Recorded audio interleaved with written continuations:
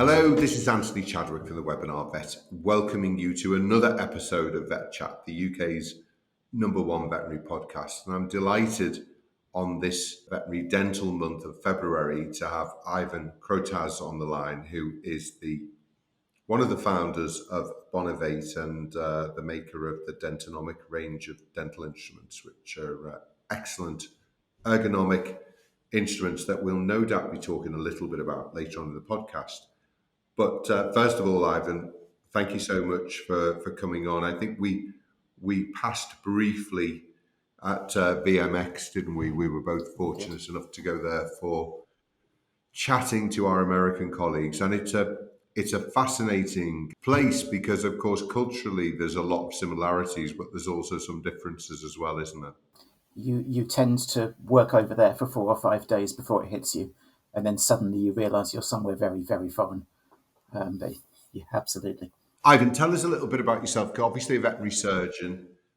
Like myself, very proud, I think, to have been a GP, probably still a bit more GP than me because obviously you still go out and do some practice. But obviously, dentistry is one of your passions. I think also maybe solving problems as well. I was going to say yes. So I graduated in '99 from Royal Vet College in London. I went straight into general practice, working for Kynick and Partners in Berkshire, and I worked there as an associate for the next 10, 11 years, running one of their clinics. And in that time, first thing I started to realise was that I didn't want to run a small animal vet practice for the rest of my career, dealing with all the problems, all the staff issues, all the clients, all the rest of it. So I enjoyed the work, but less so the management. And then Yes. I happened to meet a group of people who were doing interesting things. So I would say my career is low boredom threshold. I like doing new stuff, and I like doing the things that other people aren't interested in. So I got into rabbits. We had a rabbit rescue centre open up down the road. Nobody else was interested in rabbits at the time, so I ended up doing all of their work, learning enormous amounts by doing that, and then started teaching for BSAVA. Got into working with a human anaesthetist, developing anaesthetic equipment for animals at that point, and I think some of that work's gone back into human anaesthesia as well.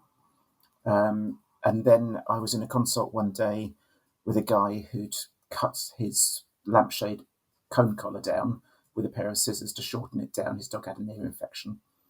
And I said to him, "That's a good idea, you should patent that."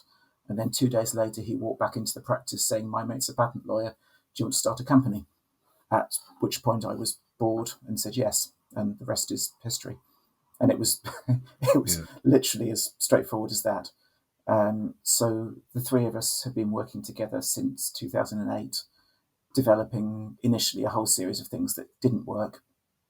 And then over the years, we got better at figuring out good ideas that other people would also be interested in. And that's where it came from. I'd say to say, problem solver, a creator or inventor. Problem solver is a better term. I don't like inventors suggest that you have an idea and then try and shove it onto somebody else. Problem solver, what we do, I'm still in general practice. I don't do specialist practice work. I do whatever comes through the door.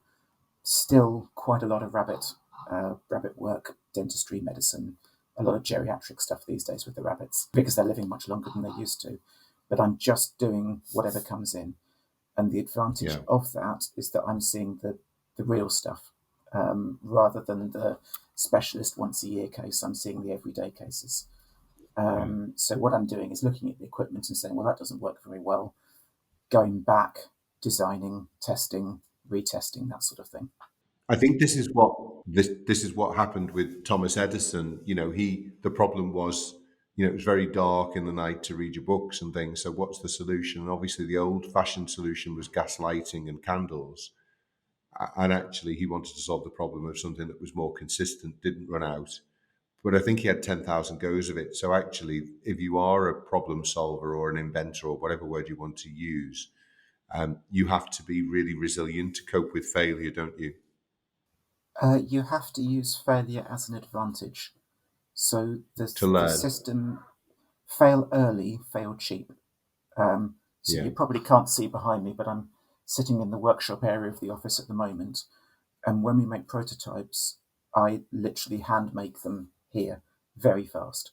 So we've figured out ways of very rapid prototyping that doesn't involve digital imaging. You can make something physical very easily, very quickly, feel it, pick it up, feel the weight, feel the balance, whatever it happens to be, and then say that's useless and start again. And you're 20 minutes in and you've learned what you needed to know. When we were doing the anaesthesia work, we cut the product prototyping down from something like 6 months per prototype down to about 3 weeks per prototype. So the idea is to fail frequently, learn something from every failure, and then bring that product out much better without having wasted 5 years in the process. So yeah, failure is an advantage.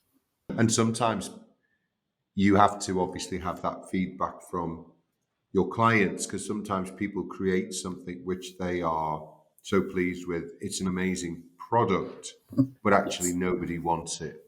that's right. But you're so committed to it that you carry on.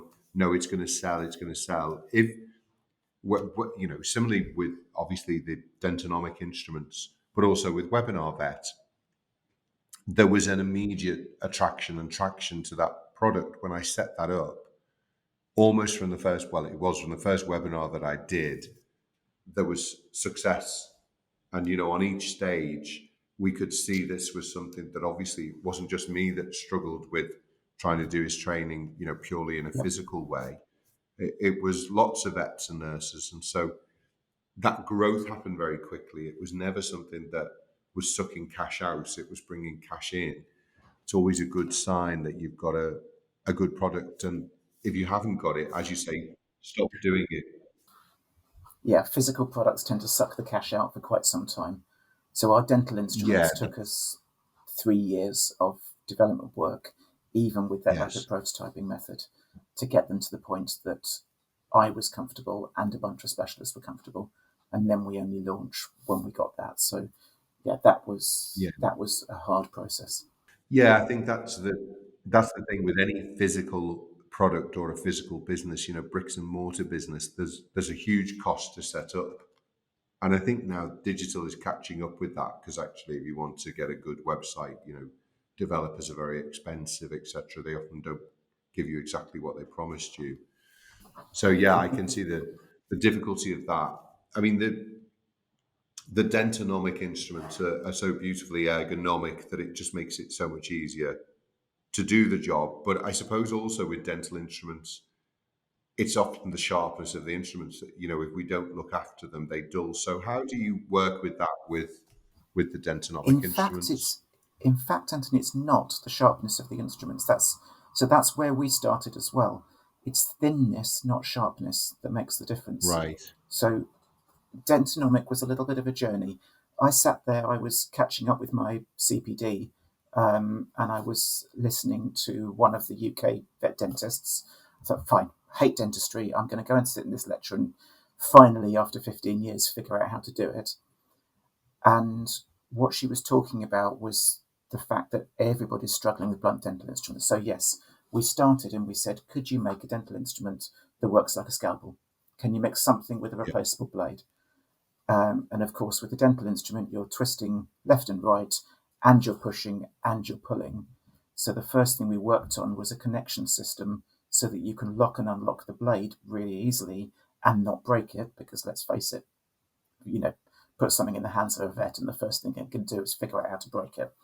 So that was the first thing, having a connection system that was stable, left, right, push and pull, because a screw thread or a little snap lock like a scalpel blade just can't work. So we Yeah. what we ended up doing was combining several different shapes together, and when they're working all together, then the instrument is locked in.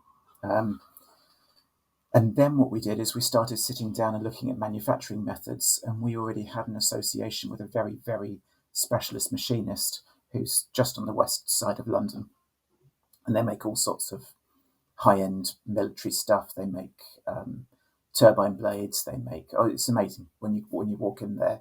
Very, very, very good machining. And they started making blades for us. And because they're making them on a machine, you're getting the same blade edge cut every time. And those blade edges are really, really, really fine. So it's a very sharp point. Yeah. What we found over the years, we started using them and it was a shock. It was so much easier to use. And we assumed it was because they were sharp and the steel was really good and all the rest of it. It turns out, no, it's the thinness of the point. So it's like the difference Right. between using a hunting knife and using a sushi knife. It might be the same steel, Yeah. it often isn't, but it might be. It's the fact that one of them's got a fat sharp edge, that's the hunting knife for strength, and one of them's got a thin sharp edge, that's your sushi knife. So the reason that the instruments work is because the edge is thinner than the periodontal ligament space that you're trying to shove them into. If the edge Right. is fat and sharp, it's really strong, but it is not going to go down into that space. If you make the little bit of metal that you're shoving down there thinner than the space, then it works. Forgive my technical language. So wonderful, wonderful, wonderful. All launched, all doing beautifully. Then we found all sorts of weird things. We found that some people loved them and some people bent them in seconds. And we were trying to figure out what was going on. The first thing that Yes. we did, we had somebody snap half a blade off down inside a dog's tooth. And what we were doing at that point, we were using a very hard metal that kept a beautiful edge, but unfortunately, because it was hard, it was also brittle. So in the hands of someone using Yeah. gentle technique, it was great. In the hands of someone using a more brutal technique, it wasn't. And we switched to more malleable metal so that when it failed by bending rather than by snapping. And that was one of our Right. learning points. And then the second thing that we realized was that the instruments on their own aren't good. So instrument without technique isn't giving you any benefit. If I came into your Yes. practice and showed you how to use these, then it would work. If I come into your practice and just leave them with you and you use them like a crowbar, because let's face, how much dental training did you get at college? Because I got a day, and most of that was lecture slides. It wasn't Lectures, practical yeah. training. There are people graduating, they get 1 or 2 hours worth of a PowerPoint lecture now. They're not taught how to physically pick up and hold the instrument. So what we do now is very different to what we do when we started out. It's not so much about the instrument itself. So what we do is we sit them down and say, please do not buy this without the training session. It's either me or one of my Yeah. team every Thursday, twice a day on Zoom, free of charge, whether you purchase instruments or not. And we'll go through and we'll say, here's how to hold the instrument. Finger goes on the end. Actually, that's an interesting. So that little curve sits into your palm muscles. Finger goes on the end. The rest of your fingers gently wrap round without tensing up. Now, here's where the edge of that instrument goes. Here's how to use your hand for this kind of blade. Here's how to use your hand with that kind of blade. And we'll sit down with models and talk to them like this. It's not a PowerPoint session. So you say, elevation does this, luxation does that. Here's where the blade goes. Here's how to use it. Here's how to combine the two techniques. And then once you know that, then the instrument is worth something. I was going to say, presumably, Ivan, unlike in the old days, you discourage people from, perhaps as the gentleman who broke it, or the lady, not wishing to be sexist, you probably discourage people from using mallets on top of the instrument. I did have that a couple of weeks ago. I was teaching at a conference and I finished the talk and he said, so I'm not quite sure when I use my mallet. And I was like, you're just not going. Cat dentist as well, which terrifies me. So yeah, it does come up occasionally in conversation. Perhaps just for those vets and nurses listening who are not old farts like you and I, we should just remind people that before the high-speed drill, mallets, chisels, and Hacksaws, hacksaws were not uncommon in the veterinary dentistry world, were they? completely. It was a hacksaw blade. We were advanced. Yes, I have to say I have never felt the need to use a chisel and a mallet. Thank goodness. So I have used a hacksaw blade back in the day, but I Yeah. never have picked up a hammer and put it on a cat's jaw. Yeah, I'm That so I'm never ends well, does it?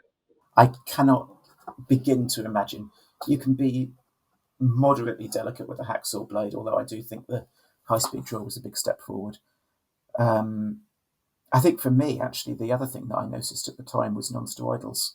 I don't know if you found the same thing when Rimadyl first came Yeah. out. It was just night and day for anaesthetic recoveries. That's Yes. been the single thing in my career, pharmaceutical-wise, that's made a difference for anaesthetics was non-steroidals. Anyway, off the Yeah, subject. definitely. So teaching-wise, we'll sit down and we'll show them how to do it. Um, and then what we do is we guarantee stuff. We've developed this over the last few years. So I don't ever want someone to take one of my instruments or one of my products and have an experience that means that they felt badly done by, not backed up, that sort of thing. So what we'll do with people is we'll say, look, it is a different technique. You can't use it as a crowbar, it will bend. You've got an edge that's slimmer than the periodontal ligament space. It's not a strong piece of metal, it's a sharp piece of metal. If you bend a blade, and you probably will over the first month of using it, we'll replace that blade free of charge. If you don't like it in that first month of using it, you send it back and you get a refund. So then people can try Yeah. something new, they get really good teaching, and they won't get let down. And I'm really very proud of that one, actually. We've been running that for 3 years. We've only had one person send the instruments back, and that's the whole of the EU and the whole of the US. We replace Yeah. blades every week for people. We have, I would guess, between sort of 10 and 40 people a week that we're training. And it's just good basic instrument technique. It's nothing clever. It's not specialist dentistry. It's just what we do in practice. And I think of all the things about the product, that's the thing I'm proudest of, that we're actually helping a very large number of people. We're the same with Webinar Vet. We have 100% guarantee because we know if people commit to training, that as Benjamin Franklin said, if they pour their purse into their brain, that will be the best investment they will make. And of course, there's no point in spending money on an expensive dental instrument if you then don't spend the time to be trained on how to use it properly. Exactly. We can make people, it's all about precision. Um, think about, I always, it's a slightly weird analogy, but think about a retained testicle operation. If you don't know how to do it, you're going to go into the abdomen and you're going to search around for half an hour and eventually you'll find it. Or you can go to the bladder, find the vas, follow it, you're there in 30 seconds. Yeah. Dentistry, if you put the sharp bit of metal in the periodontal ligament, then it's soft tissue surgery. And I'm not saying in every case it's easy, but it's precise. You go, here's the tooth, here's the ligament, here's the alveolar bone. You work on the soft tissue and not on the hard stuff. Mm. And most people, 30 to 50% faster at extracting teeth and no more snapped tooth roots. And that's what we're aiming for. And And that's and quite that's straightforward to the teach. that's the huge improvement, Ivan, because when we were using hacksaws to actually cut through a tooth, I mean, it built up your muscle, but it took a huge amount of time. Whereas high-speed drills now, obviously, to section the teeth and then go in with a decent dental instrument that is correctly designed. You don't want the old cat. My own, well, I say my own cat. Of course, I don't own the cat. I'm actually his chief butler. Yeah, He's our he owns you. CFO now, our chief feline officer. He adopted me during the pandemic, and yesterday he had to go in to have dental work. He has very, very few teeth left, but he had a snotty nose, and we think it's one of the canines. And if you have that animal out for 2 to 3 hours as an older cat or an older dog, it's not nearly as good as having it out for 40 minutes. So the shorter the anaesthetic, the better, isn't it? That's with my anaesthesia head on, not necessarily the case, actually. A controlled, safe, planned anaesthetic, that extra Yeah, half an hour, if you have the patient under control, is meaningless.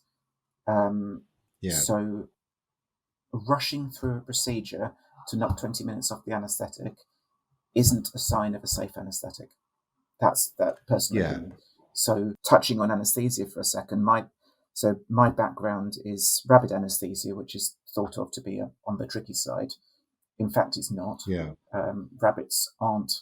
They do have a higher death rate, but most of that is because we're not used to dealing with things. But you start Yeah. beforehand. You don't start the anaesthetic on the day. You take your elderly cat with mouth pain and you say, maybe we should be supplementing the food here. Is he thin? Is he skinny? Have we taken bloods beforehand? Have we actually realised that his kidneys are not looking so hot? Liver's not so good, Yeah. thyroid's out of control. Just get the nutrition sorted out, get the mouth pain sorted so that guy can be eating pre-op and get some nutrition on board so that they're warm. Start temperature monitoring before you pre-med. Most of that temperature loss is between admission and induction, not induction going forward. So you start them in a warm area with some insulation, take that body temperature, check that it's not too low, pre-med, keep monitoring. I think for dentistry, personally, continuous temperature monitoring probe. So in order of importance for my anaesthetic monitoring machine, be CO2 number one. I don't want to do an anaesthetic without capnography. Probably number two for me with dentistry is a continuous temperature probe. It's so useful. And for those of you who maybe think, well, it doesn't matter, I'll just take a thermometer every 5 minutes. So many people forget to do that. It's so easy to forget to do that. And then you realise the temperature is 36 point something in a 17-year-old cat. And then after that, blood pressure and all the rest of it. But CO2 and temperature for dentistry, my goodness, it's important. So I think careful planned dental with good analgesia, I don't mind whether it's a half-hour procedure from the cat's point of view or a 1 hour procedure. I mind if people are rushing and not thinking. That's quite important, I think. And particularly analgesia, a good balanced analgesia protocol, taking things like long-term pain into account. So using full agonists if that's required beforehand. Personally, I do use non-steroidals pre-op. There's a lot of different opinions on that these days. It's not good if you let the blood pressure drop, so I monitor the blood pressure and I don't let it drop. Non-steroidals take 45 minutes to start working, so in an elderly cat, I will use them in the pre-med period and monitor the blood pressure all the way through. But let the proper anaesthetist argue with that one. And then nerve blocks so that those animals can wake up without pain.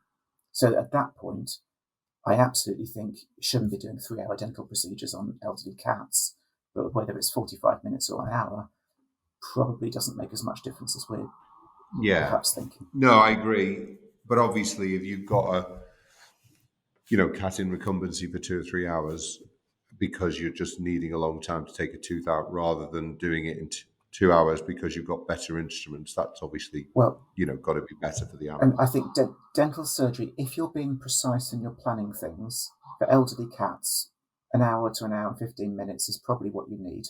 2 to 3 hour procedures are happening because we're not being precise with our instruments. And for things like a full mouth extraction, I'll do one side at a time. I never ever do both sides at once anymore. So you do 2 lots of an hour, and it's much better for those animals. Yes.